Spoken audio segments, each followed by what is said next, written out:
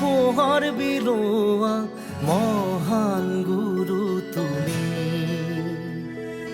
কৃষ্ণ ফৰকৰ নিমজ্জ তমসাত জ্বলোৱা জ্ঞানৰ চাকি অগ্নি তপ্ত তুমি তুষাৰ শীতল প্ৰজ্ঞাৰ জিৰিকণি দুচকু সজল অধীৰ হিয়া মোৰে আই এখনা দিয়া